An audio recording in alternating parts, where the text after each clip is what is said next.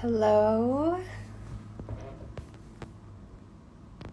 Okay, so Megan's coming on in a second, and we're just going to have a chat. We want to talk today about what it means to be a practitioner and really the emotional work of the importance of doing our own work when we are also in a position of working with other people. So we're going to get more into that. Hey. Hi. Hello. I always do like a little introduction before you come on because I don't want to like Just sit there sit there in awkwardly. silence and everyone just be like, does she know she went live? It's like one of my biggest fears is Yeah, accidentally it's going live. Like pretty it's a bad. real one. Oh God. Whew. Yeah. What would you do? What would you do? Oh my I don't God. know. Yeah.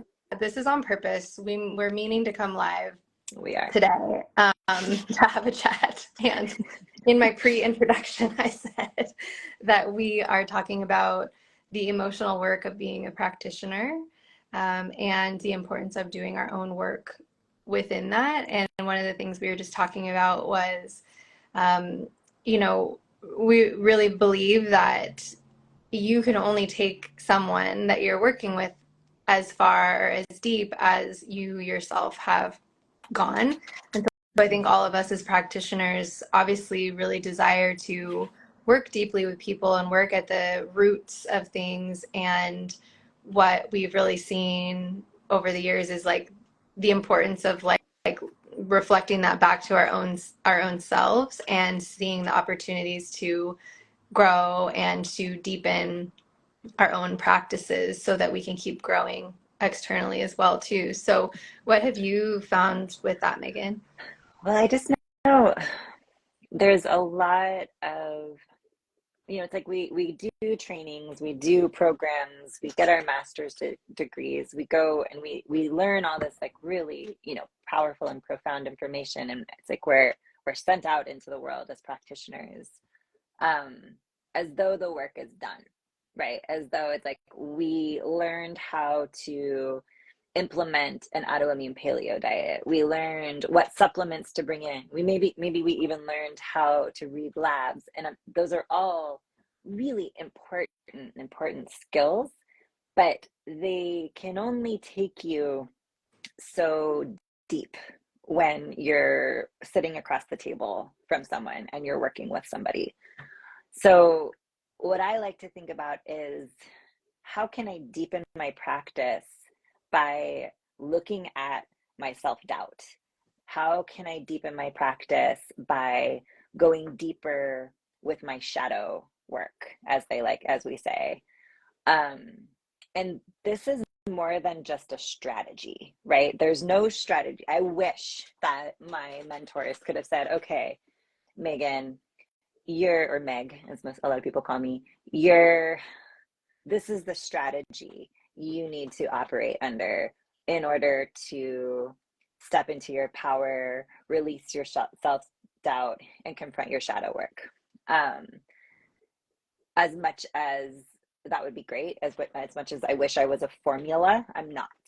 I am not a formula. So intentionally taking our work, our inner work as practitioners to deeper levels and practicing the different ways in which we can confront our shadow work, which is different all the time. Like my shadow work this week is very different than it was 2 weeks ago. I mean, Christina, you know all about my shadow work. It's different today than it was last week. But as a practitioner, it is my job as a space holder to look at my stuff and to bring my stuff even forward to the people, to my mentors. I have people I work with who it's like, okay, this is what I'm confronting, this is what I'm dealing with. How do you help me integrate? Or what do you see? What can I do? And you do that for me too. So I guess it's the biggest piece here is when we are practitioners and we go out into the world and we start practicing with people, it's not like our education is like done. and we're ready to go. It's like, oh, okay, I just did this step and now I got to go even deeper, because at least the people I'm working with at this point, they are very done with this like surface level bullshit that so much of the wellness world right now is based on.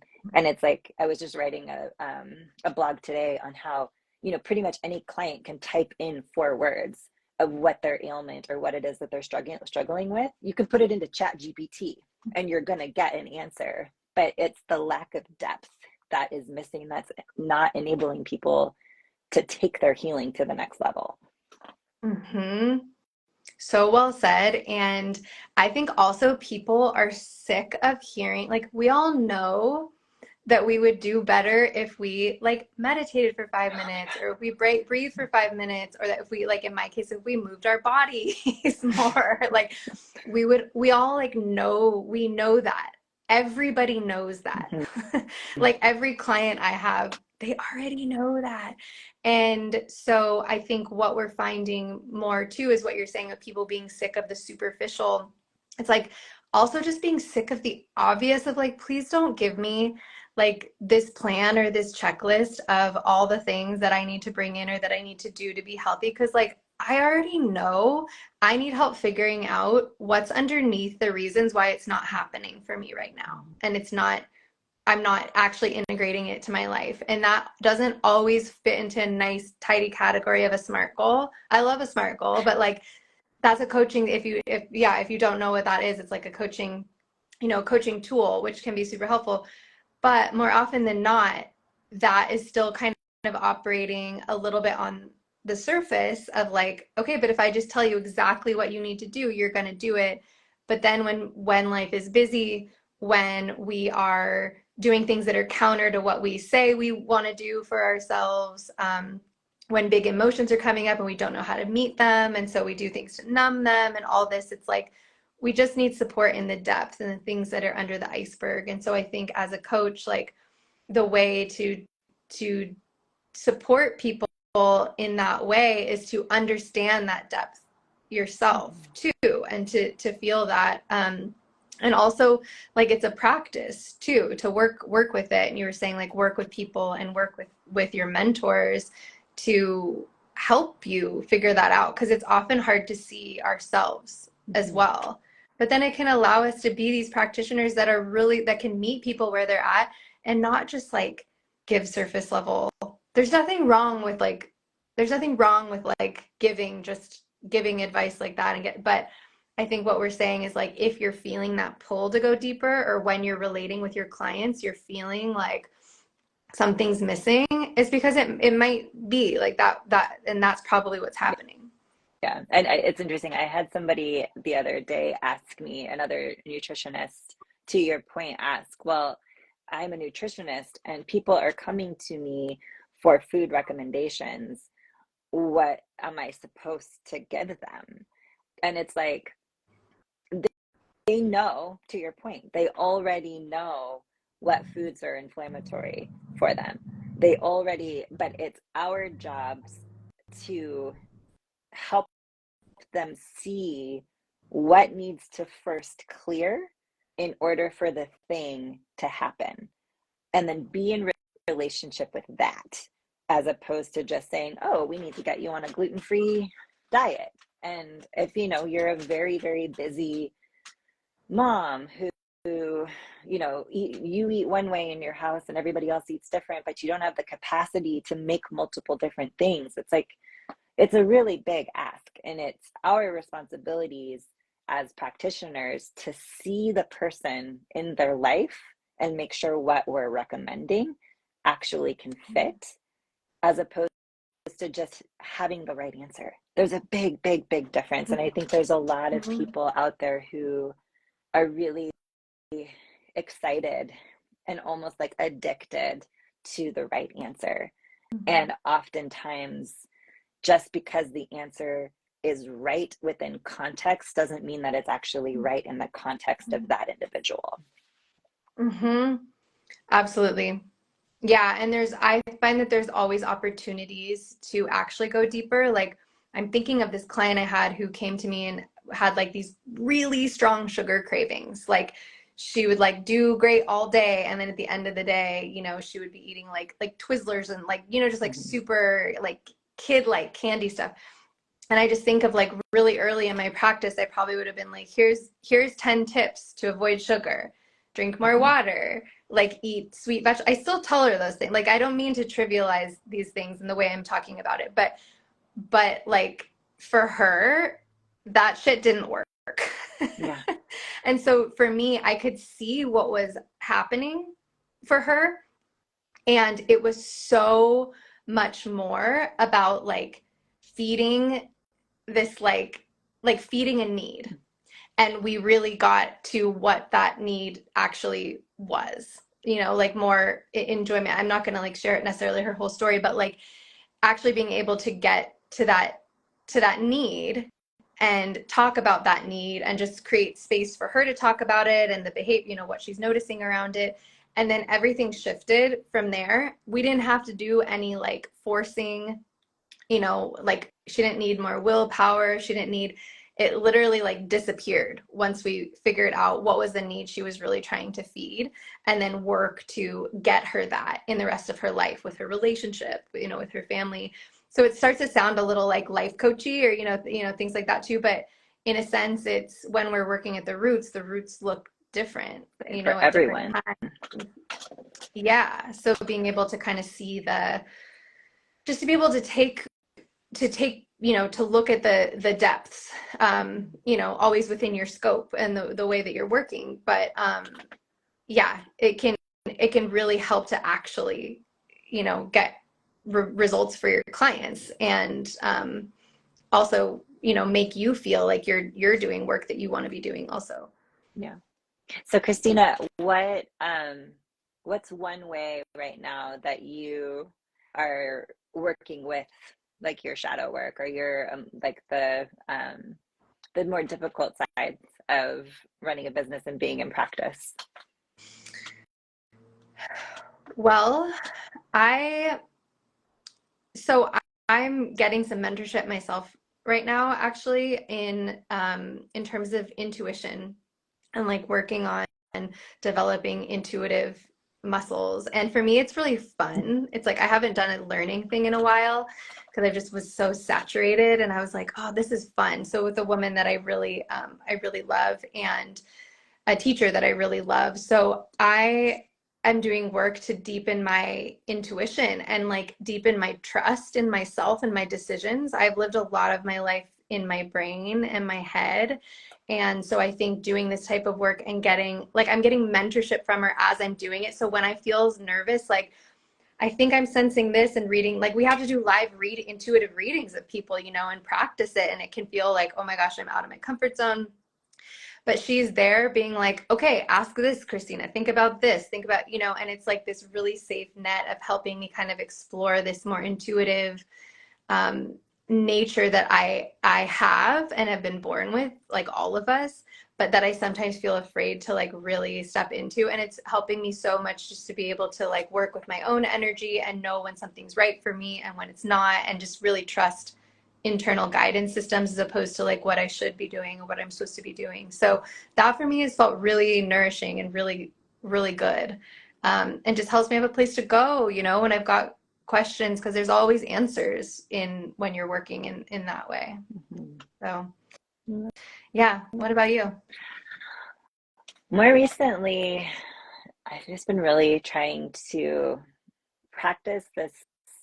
I mean, it's something that I've just recently kind of come up with, but it's a practice of trying to really fill my being and fill my core and my belly with my inner knowing and with my wisdom.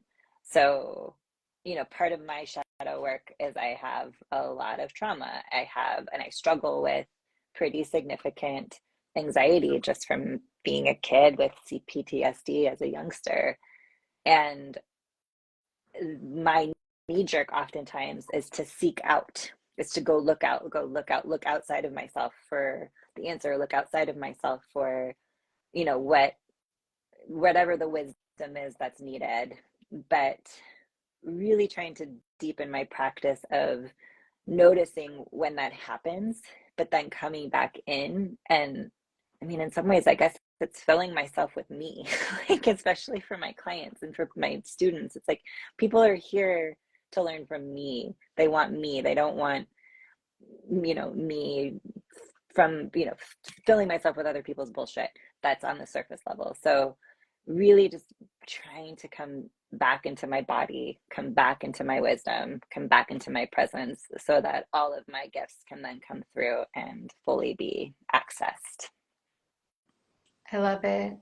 Yeah, that's so much just coming back into your power. And I think there's so many different things that we want to talk through as well. And even just like dealing with the, emotional work of being a practitioner, and also how, the tools we use to clear ourselves, to have really strong boundaries if we're, when we're working with people, how to work with depth and release it, stuff like that. But I think we'll share that in another video. Yeah. But hopefully this is helpful for any practitioners, and we'd love to just hear your experience too. Like, what are you doing right now to help bring depth, or maybe even just help grow and expand? I think that that's a value that a lot of us have as practitioners too. So we would love to hear in the comments what you're doing. And if you want more support around this and many other areas too, we're offering a free training for you on September 12th. And that's the link in our bio. You can sign up and save your spot there. It's totally free. And we're going to be talking through how to coach, care, and grow a business without burning out. That is the key piece of it. And we're going to be sharing our 3-part framework for really like what Megan's talking about, stepping into that confident, like embodied practitioner that you are, and that you are sometimes, but that you can step out of sometimes. We're going to talk about the way that the framework and kind of the tools that we use to help ourselves stay within that. So sign up at the link in our bio. We would love to see you there. Invite a friend too if you want. Any practitioner, like anyone, if you're interested in this, just come, because it's for you. Anything else? It's going to be nourishing, and Christina and I are a lot of fun. Like, we are a fun pair of people. So we make our trainings really fun, and so just even come if you feel like you need to have a good time. Yeah, but I got like my astrology reading done, and she's like, I kind of know you, Christina, but like there's so many little flags in here that say that you're funny, that you like humor. Is that true? And I was like, well, I think I'm really funny. You are really funny. She was like, oh, I'm like, but I don't know if I don't know if that's a core part of my piece. But we were laughing about it. So that just happened. So yeah, you are very funny. We're funny. We're fun. Yeah. Come hang out and feel nourished. Feel nourished. Feel good. Yeah. Okay. Lots of love. Thank you. Bye.